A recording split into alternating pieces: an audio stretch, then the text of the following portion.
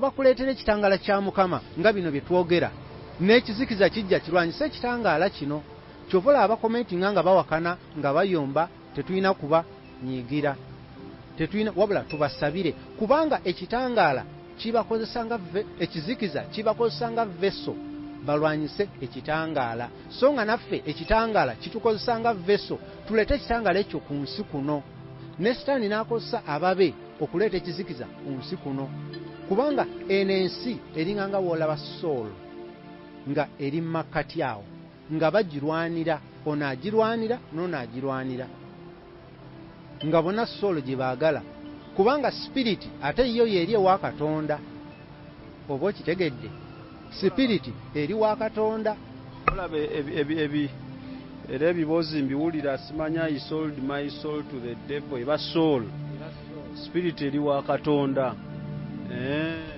era spiriti yo tefa kubanga era omuntu newaba nga yali mwonoonyi bw'ava mu bulamu bw'ensi eno spiriti eddayo ewa kitaffe gye yava kyova olaba batugamba mu ekitabo ekirala ky'omubuulizi Ecclesiastes chapter 12 n'osoma verse 7 omwoyo guddayo gye gwava omubiri ne gudda mu ttaka kati omuntu waba avudde mu Katonda kubanga omuntu waabeera mu mubiri Soolo weebeera mu mubiri aba avuddeyo ewa Katonda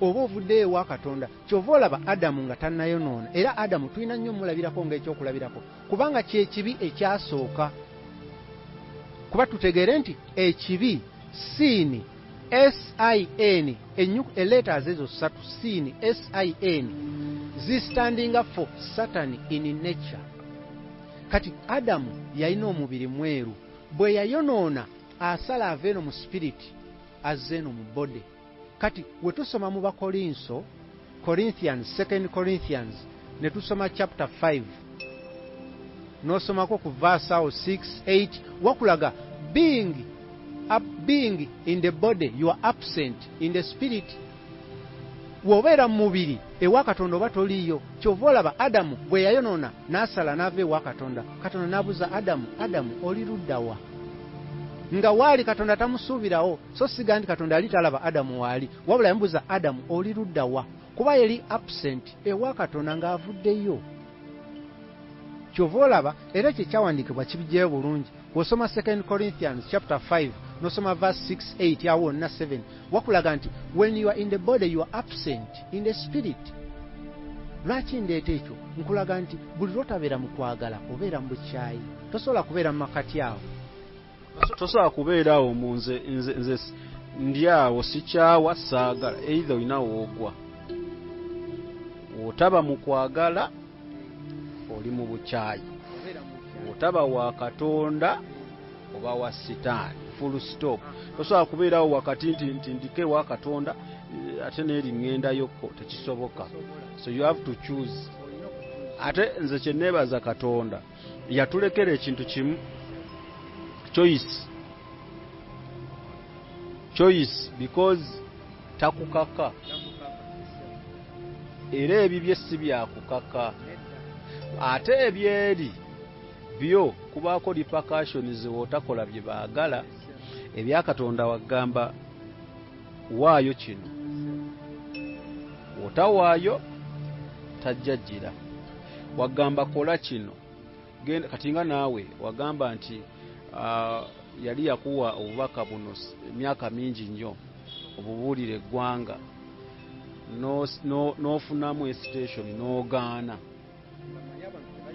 ng'omanya abantu tebajja kukkiriza naye nange nagamba mu episode yasooka abantu okkiriza n'obutakkiriza si bibyo gwe yogera bye bagamba oba bakkiriza oba tebakkiriza be bamanyi era ne we wagaana wadde yakujjukizanga naye teyakukaka sisuubira nti eri mu bukyayi gyekiri mu bukyayi era bagambirawo ne time period watokoze kino omwana agenzi siwe kiba so lwaki njagadde okukyongerezaako lwa nsonga nti bino byoli mu kwogerako kati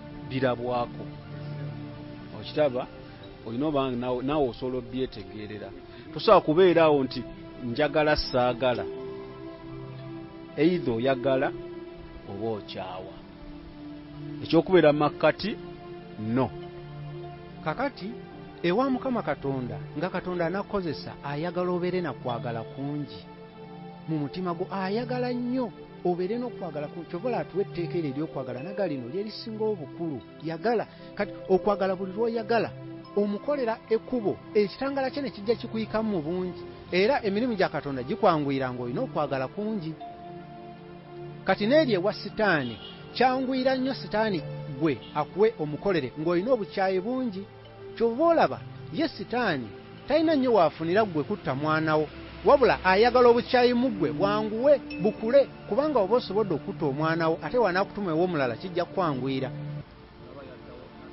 kati woba ogenza omukolera omulabe sitaani anoonya ebisobola okukuleetamu obukyayi kola akisidenti kola kino ayinza okulaga akaana nga akato ne bagamba katte katemule ayagala ekiri ekikula ky'obukyayi kikule mu ggwe nga kyamaanyi osobole obbakolera kati n'ewa Katonda aba ayagala okwagala mu ggwe kukule kubanga olutalo luli wakati w'okwagala n'obukyayi wakati w'ekitangala n'ekizikiza wakati w'obulamu n'okufa kati olutalo luli awo kyova olaba oli wolaba awakana nnyo mulage kwagala kati w'omwagala ekitangala kiva ku ggwe ne kijja kimutomera ye aba tamanyi bwe kimutomera ekizikiza ekiri ne kitandika okudduka kubanga ekizikiza kigobebwa kitangaala naye ekizikiza tekigoba kitangaala wabula ekitangala bwe kijja enzikiza edduka kati kyova olaba omuntu ng'aweereza omulabe sitaani ye yeewala nnyo okusinkana abakatonda kuba alaba ekitangala tayagala kimuggyemu era ayagala okudduka ewa sitaani anoonya abantu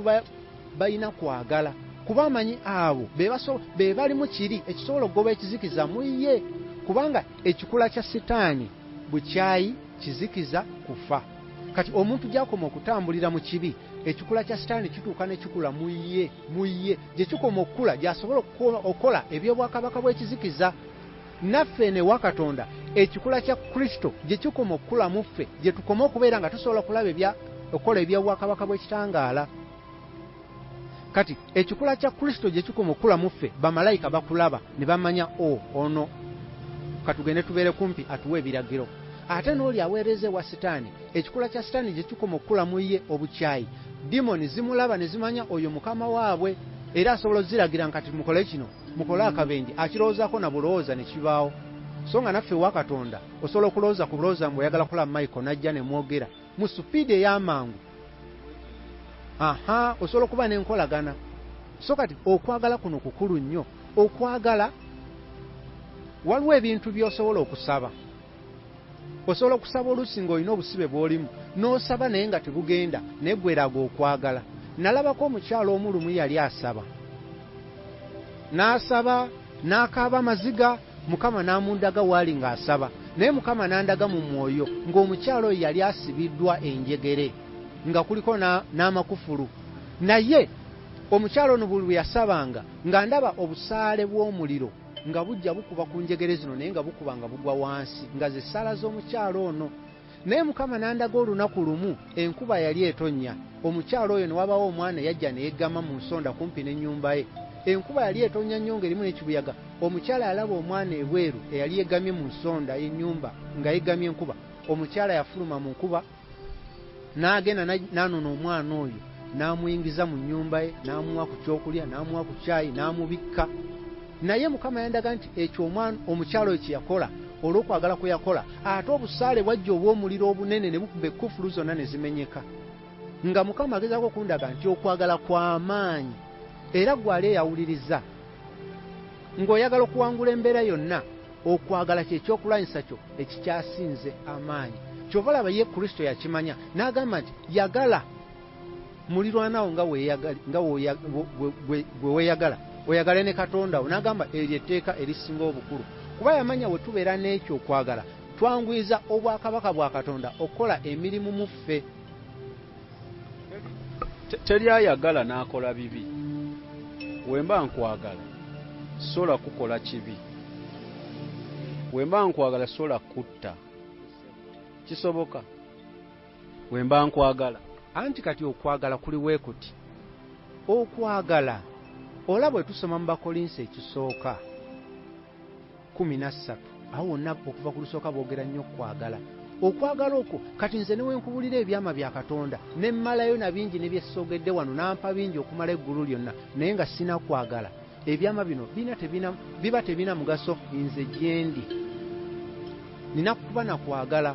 Okwagala kulina okuba nga tekutunuulira nsobi za mulala. Era ffe mu Kristo tulina okuba nga tusaba tuga Mukama tuwe okwagala okumala tuleme kutunuulira nsobi za balala.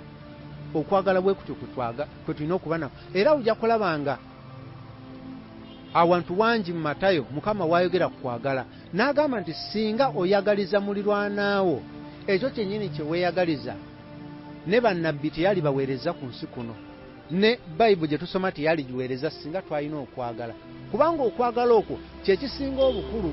Ate okwagala okwo Katonda kwatugamba nti tweyagalize, twagalize mulirwanaawo waffe, ekyo kye tweyagaliza. Okwo kwagala Katonda ye yasooka okukola.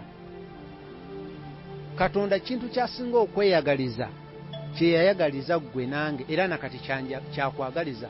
Katonda ekintu kyasinga okwagala ye ntebe ye mwatula n'alamula ensi eno nga ye kabaka.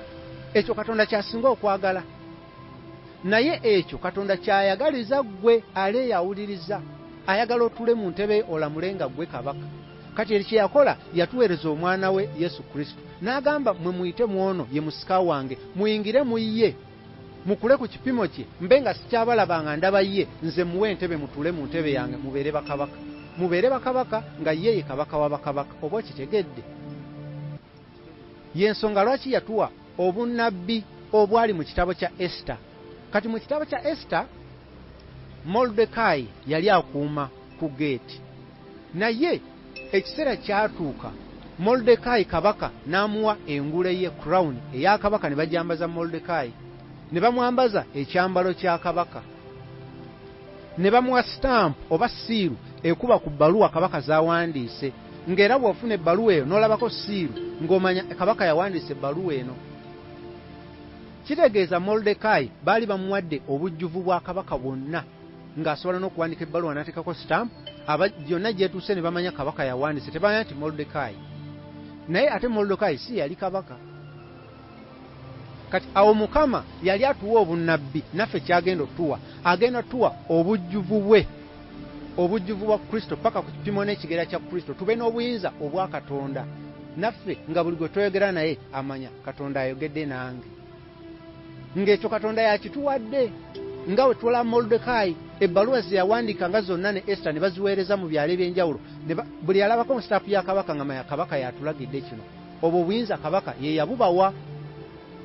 Kati ekyo Katonda kyagenda okukola eri abaweereza be abeesigwa abagenda okuwangula ensi eno. Era ekyo Mukama kye yali atulaga mu lugero lwa Yusufu, Joseph, baganda be gwe baatunda mu Egypt. Ekyo kye yali atulaga nti Katonda agenda kujja eno akulinyisa amadala akwambuse akuwa obuyinza bwe. Nga olaba omukulu omuweereza Falaawo we yawa obuyinza Joseph n'agamba yakulira byonna. Kyengezako okulaga nti ekyo Katonda kyagamba nti yagala mulirwanaawo nga nawe bweyagala. Ekyo Katonda yasooka okukikola. Yatukolera ekkubo erituuka mu ntebe ye tutuulemu tufuge naye. Nga ye kabaka nga tuli bakabaka nga kabaka wa bakabaka. Kitegeeza ekintu eky'omuwende kyasinze mu ggulu entebe ye mwalamulira yagikwagaliza yaginjagaliza. Ekyo kyatugamba okukola ye yasooka okukikola. Okitegedde? So kati okwagala kuno ge maanyi mwe muva ekitangaala. Era ewa Sitaani balwanyisa nnyo okwagala. Era ewa Sitaani yayagala obukyayi bubeere mu ffe. Kyova olaba omubuulizi nga ava mu bwakabaka bwa kizikiza asobola okugamba nti gundi munno yakuloga yakola kino ng'ayagala oyo omunyiigire. Kati obukyayi busituke mu ggwe n'oli gw'onyiigidde akitegere naye obukyayi busituke. Olwo Sitaani asobola obbatambulizaamu emirimu gye. Naye ye Katonda agamba nedda, sonyiwa oyo akuyisa obubi musonyiwe, musabire bulungi, mwagalize. Kyayagala okwagala kusituke mu ggwe n'oli gw'osonyiye okwagala kusituke mu ye. Olwo obwakabaka bwa Katonda busobola obbayisaamu emirimu gyabwe kubanga okwagala Katonda. Era okwagala Katonda kumugondera. To love God is to obey God. Era yalina okwagala okungi. Olaba Mukama waffe Yesu Kristo yalaba omukyalo oyo eyajja. Omukyalo oyo bwe yajja okumusisinkana be yali nabo bagamba mukama waffe ono singa abadde amanyi omukyalo ono ebintu byakola yali badde tamwesembereza. naye mukama waffe yabagamba nti omukyalo ono asonyiddwa ebibi bye kubanga alina okwagala kungi, era mukama waffe n'agamba oyo alina okwagala okungi alisonyibwa bingi.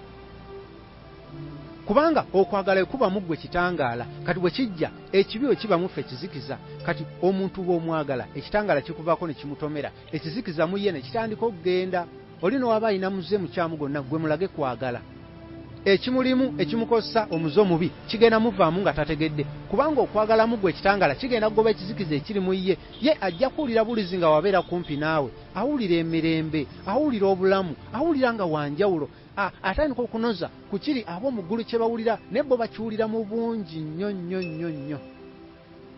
N'olw'ensonga eyo bw'ayagala okutegeera Katonda, sonyiwa. Kyova mbeera ngamba nnyo abantu sonyiwa, kubanga obutasonyiwa Sitaani akuumirawo nnyo obukyayi bwe mu mitima gy'abantu. Sonyiwa omuntu, omukubire n'akasimu omugambe ku munne kino yo kikyali bwe kiti, naye nsaba onsonyiwe kisobole okuva ne maaso ga Katonda. Era oli embeera yonna gy'obeerangamu ng'olaba ekusobedde, bweteekawo okwagala, omuntu mulage kwagala. Kuba Sitaani ye aleeta bukyayi, kati obukyayi Sitaani abukozesa okubba, n'atta, n'azikiriza enkolagana y'abantu. Katonda ebintu bingi byagala otuwa ng'ayisa mu kwagala. Naye osobola okulaba abantu bali wamu mu famire balina okwagala, Sitaani n'amanya wabeerawo okwagala, Katonda agenda kuleeta ebisuubizo bye byonna eri abantu abo.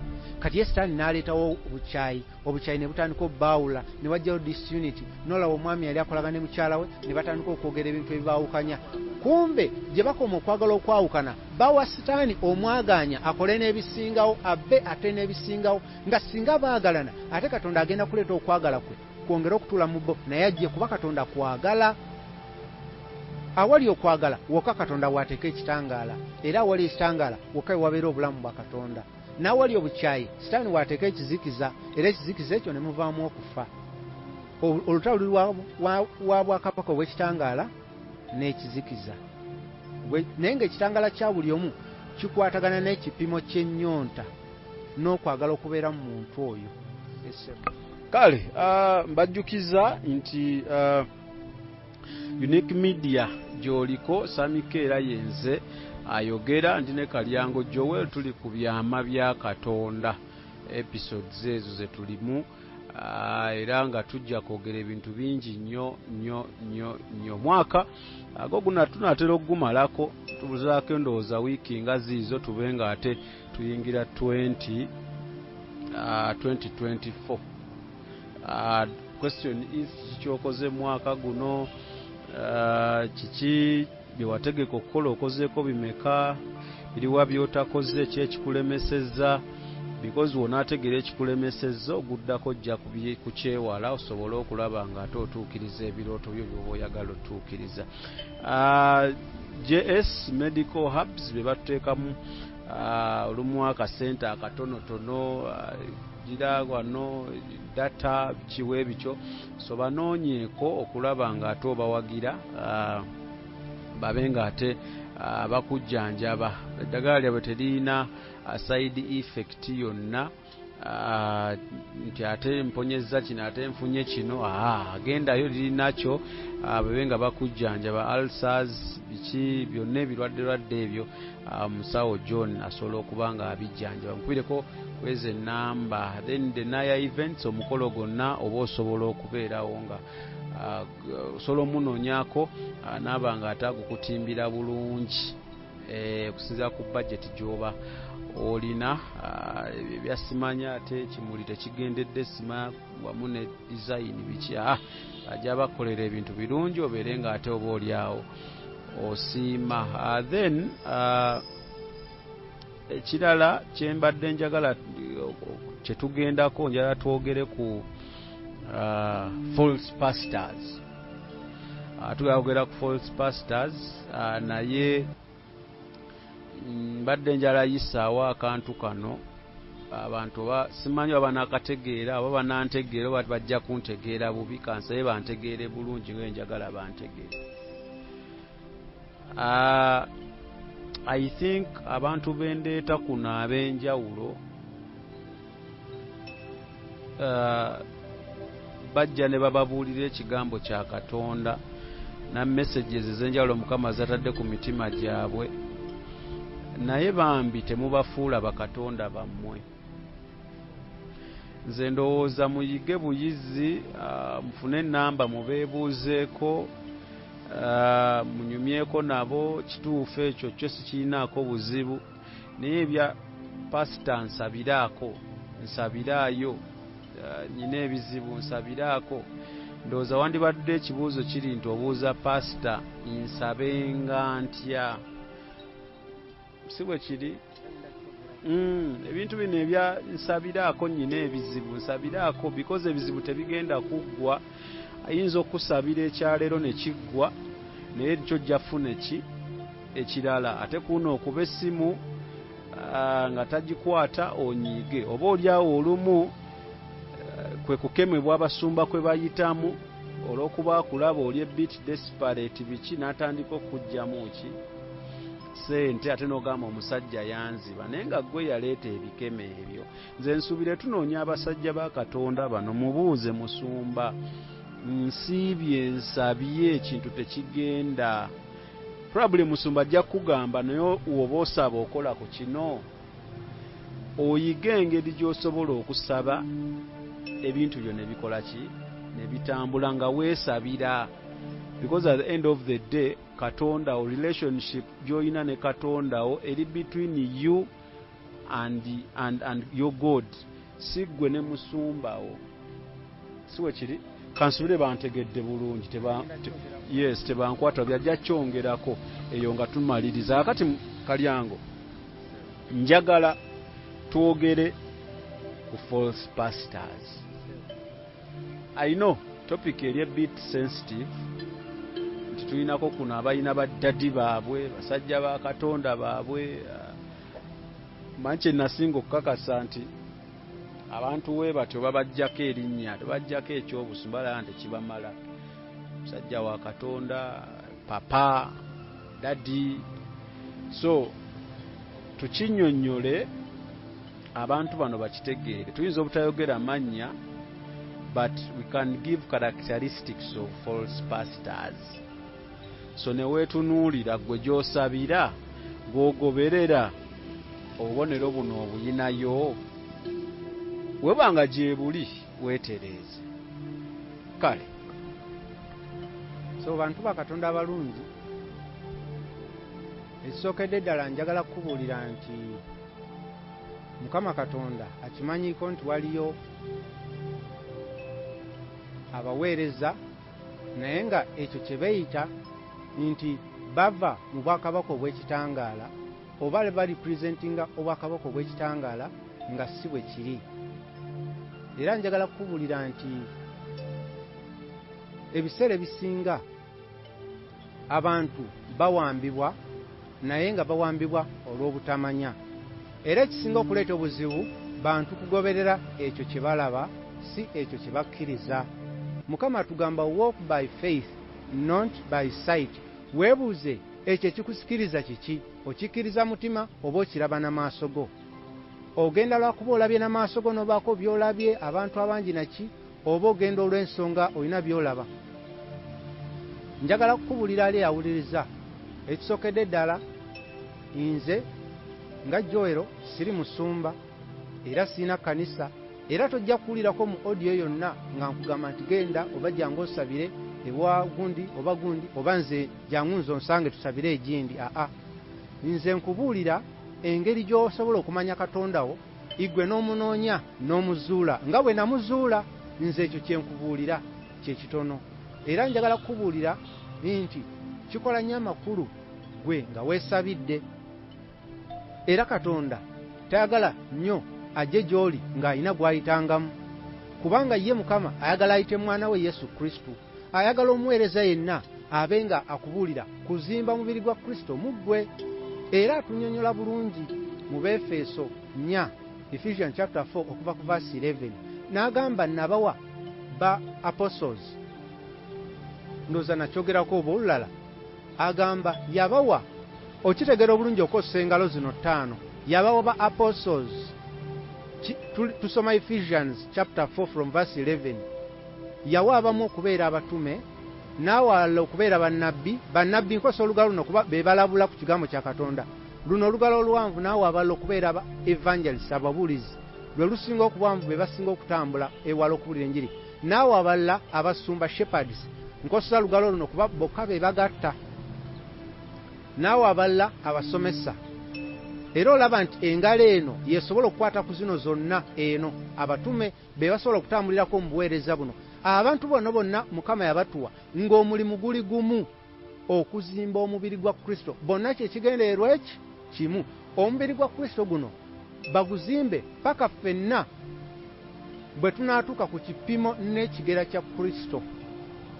Ekyo kiri mu Efeso 4:13. Ffenna tuuke ku kipimo n'ekigera kya Kristo, gwe nga bw'oli n'omulala bw'ali, ffenna tubeere omuntu omu Kristo, nga n'okutegeera tumanyi kumu, nga tuli unit emu.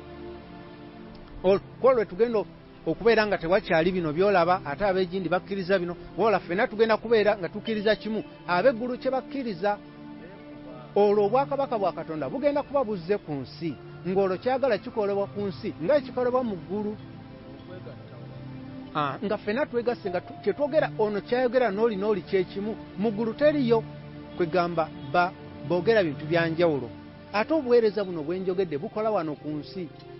Mu buno obuweereza bwonna abatume, bannabbi, ababulizi b'enjiri, abasumba, abasomesa, obulizi buno obusinga tebuliyo mu ggulu. Mu ggulu teri ayagalamu abunnabbi, era mu ggulu teri ayagalamu sabira awone. Wabula mu ggulu ojja kusangayo omu yekka omusomesa, kubanga okusomesa kwo kukyagenda mu maaso. Mu ggulu obusomesa gye buli wakyaliyo okusomesebwa, okwongera okutegeera Katonda, kubanga ne Mukama waffe akyalina bingi byatusomesa mu ggulu. Otuula n'abasomesa n'ebigambo ebirungi nga muwulira biyingira mu mmwe. N'olw'ensonga eyo bambi abagenda mu abo be basuubira nti baogera eby'obwa Katonda naye nga si weekiri, bambi batwalibwa nnyo ebyo balaba. Naye nsobola okukubuulirako nti nze Mukama yandagako bangi ku nsi eno abantu be balowooza nti be baweereza ba Mukama, naye Mukama yabandagako nga bali mu maaso ga Sitaani bakola endagaano.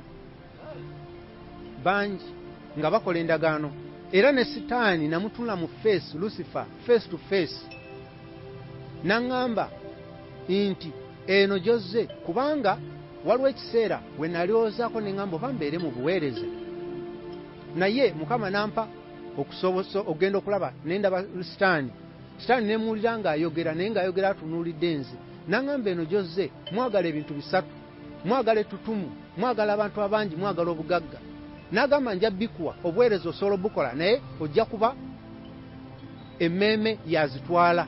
Awo Mukama n'andaga abasumba abayitirivu okuva si mu nsi yaffe eno yokka gye tulimu, mu nsi ennyingi, Brazil, America, n'embala abasumba nga bangi.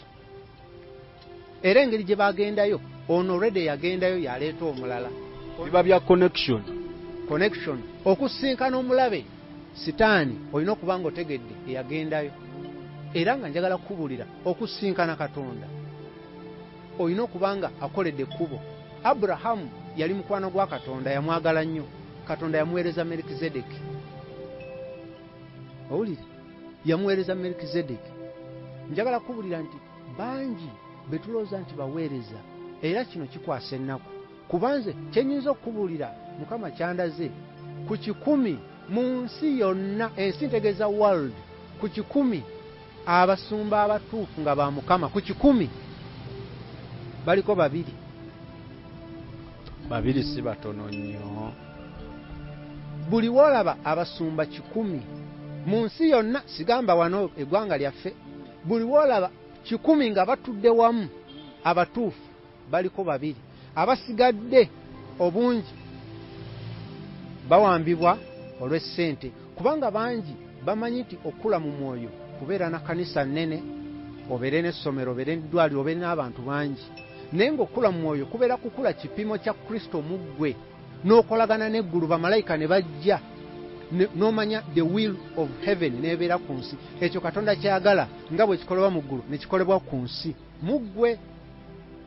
era okula mu mwoyo kobeere muzibe kobeere kiggala kobeere nga toyogera bw'oba ennyonto ogirina Katonda akolere ekkubo amazzi g'obulamu ne gajja ne gatuukawo ne gajjuza olwo oluzi olubeera munda mu ggwe. Era njagala babuulira ali eyabulira enjiri tonoonya muwendo gw'abantu bangi. Omulabe Setaani agenda kukwatira wakutege akakodyo trap munnanga akutwale mu geyeena. Tofa ku bantu bangi, fa ku omuntu oyo gw'obulidde ky'omubulire kinyikire mu ye asobole ye kennyini okukwatagana ne Katonda. N'ekirala okwewala omulabe okusula mu katego ke bw'oba obuulira buulira nga tonoonya ssente. Bw'obanga ekigendwa kyo kya kunoonya ssente Setaani ategese omutego omunene ennyo. Ate tobuulira ng'ofa kunoonya b'amaanyi babeere mikwano gyo. Ako nako katego kanene omulabe watwalidde abantu. Era ojja kusaba emirundi gyonna naye buli lw'oliwulira nga ebyokubikkulira olyekanga noga bino nga tetubuulirangako. Basoma Bayibuli bo nga tebabiraba kubanga ogenze onoonyeza mu kizikiza onoonya ebirabikwa mu kitangaala kyokka.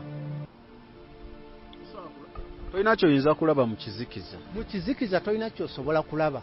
Era njagala kubuulira Setaani abasomeseza ddala Bayibuli.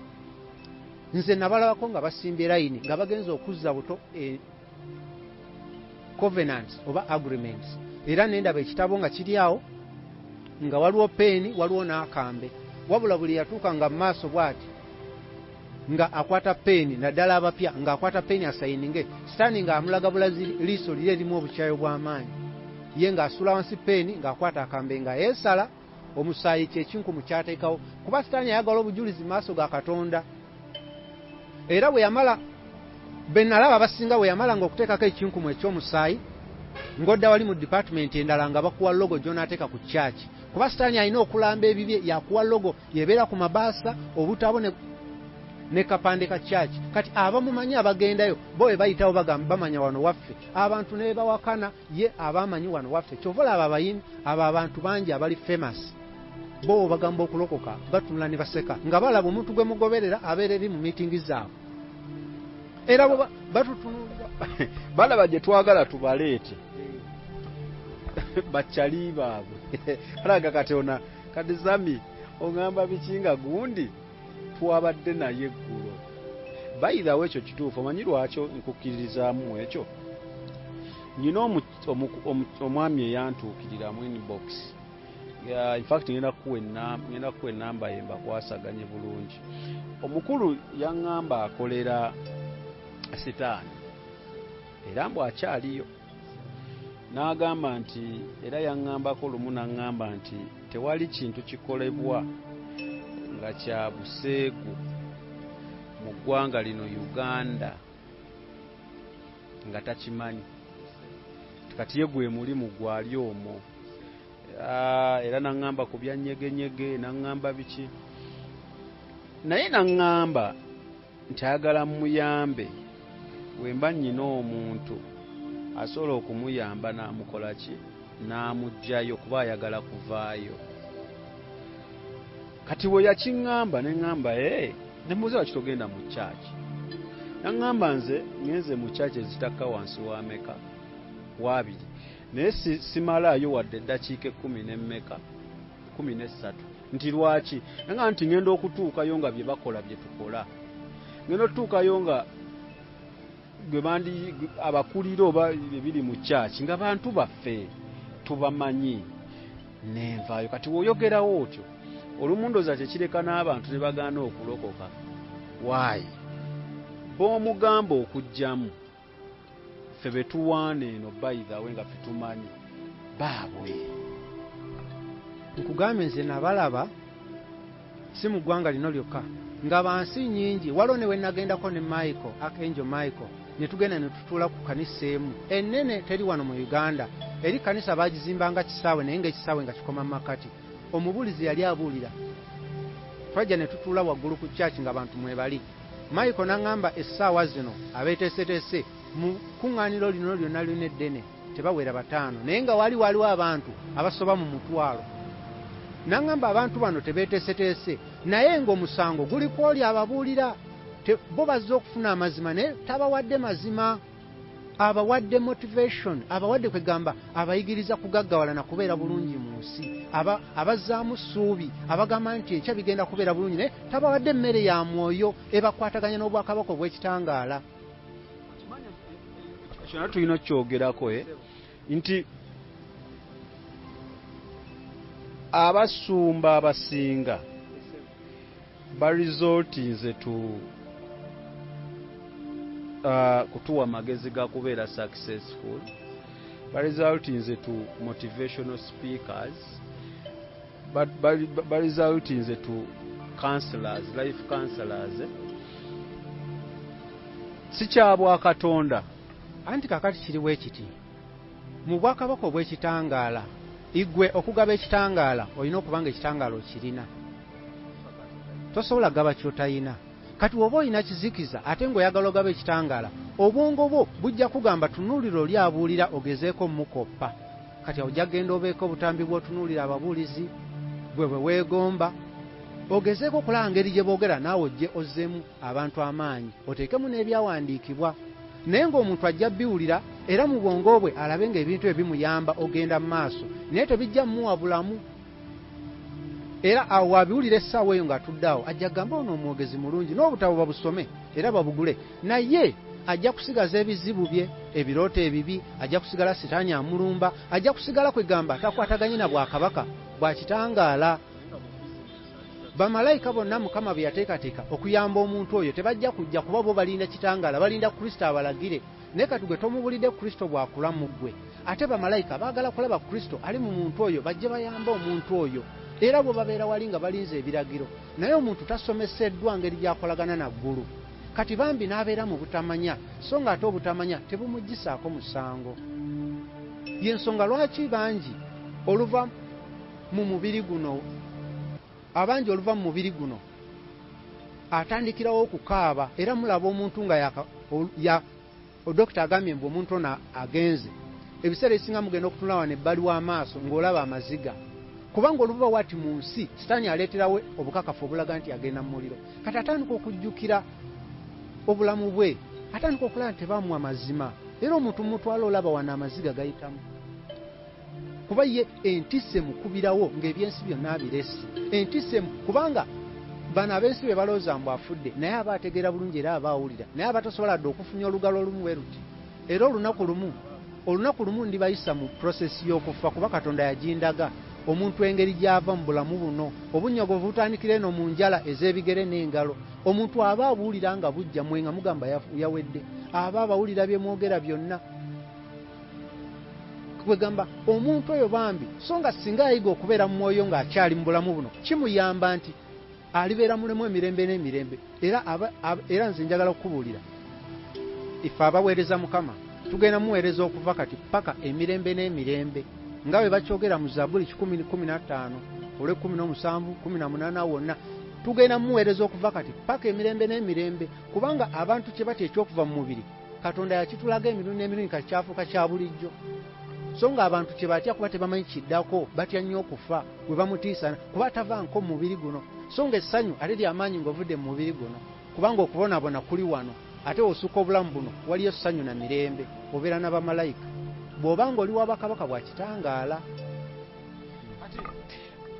Simanyi oba otusuulirayo nga otunyonnyola zi characteristics of these people nti wano olaba ng'akola waati ne waati.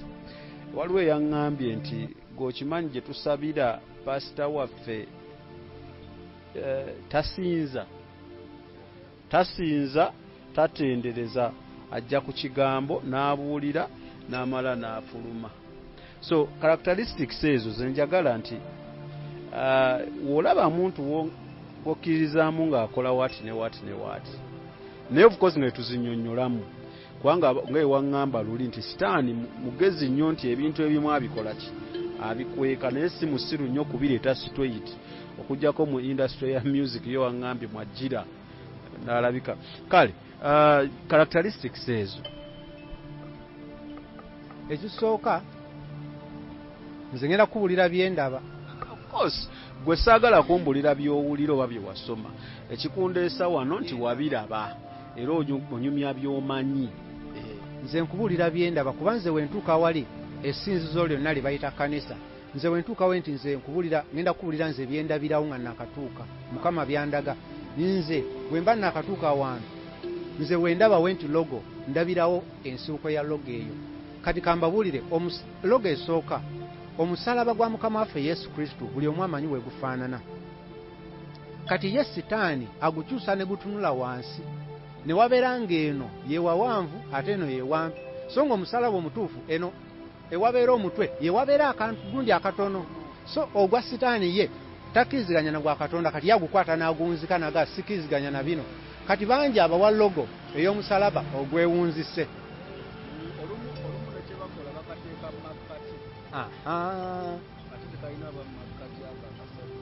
Kati wekaba makati obanga eno wansi ako kabonero kaba ka Sitaani yalamba ebibye era bawo obugagga abagamba buli lw'onaalaba akabonero kano awo wange. Era omusumba asobola okukola ekirala kyonna naye talikyusa logo kuba si yiye. Nanyini logo yabeera nanyini buweereza era ajagala bagiteeke maaso kuba yakola ssente. Kati omusalaba ogwo gwewunzise ne wa Sitaani mu kyaki ye gwe bakozesa. Kati abasinga batya okulaga omusalaba ogwo gwewunzise butereevu. Naye wabula Sitaani abawa amagezi agamba w'oguteekawo kubaka akafaananyi akalala balooze nti akafaananyi kabisse n'awaali badde wawanvu. Kati n'olaba omusalaba gwewunzise eno olabayo ekinyonyi nga ddaavu eno olabayo olusozi naye ng'omusalaba gwo gwewunzise. Kati omuntu gwali asaba gwe tunula akaboneroko kw'oli si coincidence nti oli yadesigninga omusalaba eno beerabira oba waliwo ekibise oba ekitabo oba Bible we guba gwewunzise oba makati akabonero keeri oba gwewunzise oba makati. Era Lucifer watula Sitaani obubonero bwe buli mabega wane mabega we era abagenda okufuna obugagga abalaga n'abagamba olaba buli kubonero buno bwange buli wokalaba akabonero akalala.